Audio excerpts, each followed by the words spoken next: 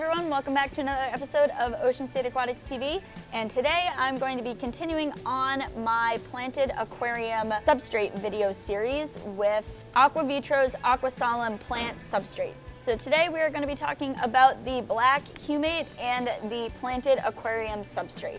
So first we are going to be talking about this one here, the black humate substrate. It is a lightweight humate derived porous substrate which is really great for growing live plants in. This substrate is different from the fluorite sands and gravels that I did a video on last week, and it is different for a few reasons, and I will get to that in a minute. This substrate is made entirely from humate, which is really special, but it has a lot of pros and cons that come with it. We are going to start with the pros of this substrate. Unlike the fluorite sands and gravels, this product has actual fertilizing capabilities besides the uptakes of any chemical, liquid, or root tabs that you may add in yourself. The fertilizing capabilities actually come from the humate itself. Humate itself actually contains the trace elements that are necessary to enhance the growth and propagation of live plants in an aquarium setting. It is a combination of organic substances created as a result of the decomposition of plant and animal matter that have been compressed over millions of years underneath the Earth's soil. Because it was once organic material at one point being derived from plants and animals, since it spent all that time underground, that's where it gets all of its amazing fertilizing capabilities from. Due to these beneficial properties, this substrate actually enhances root growth and also promotes chelation. Chelation is the process that actually protects the nutrients that are inside the plant and helps them mobilize inside of the plant. It helps the plant move the nutrients where they need to go and helps enhance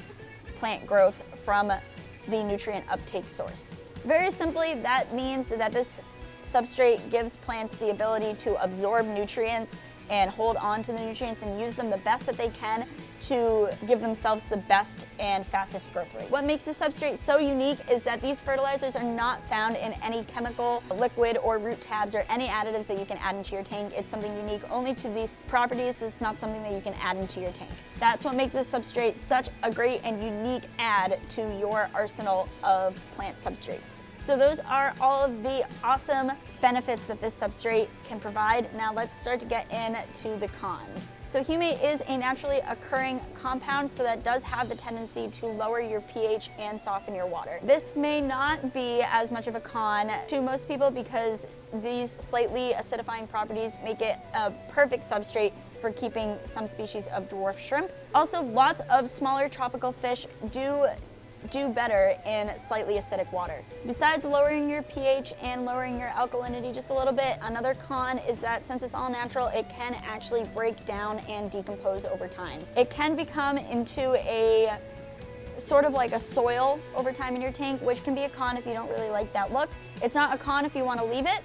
It's totally fine, but some people don't like how that looks, and sometimes it can make tank maintenance a little iffy. It doesn't break down super fast, so you will get a few years out of the substrate before it breaks down entirely, but it will break down eventually. And lastly, with the black humate, it is pre-washed, but since it is an all-natural substrate, due to friction during transport, the particles can rub together and give off a little bit of dust, so it can sometimes cloud your water, especially if you're adding it to an already established tank. But nothing, some good fine mechanical filtration and maybe even a water clarifier to go with it can't help fix. If you are adding this substrate into a tank that does not already have water in it, the best way to add water into the tank to prevent your tank from getting really cloudy is to either put a bowl in and add your water into the bowl and let it overflow, or you can put a plastic baggie down and pour the water onto the baggie.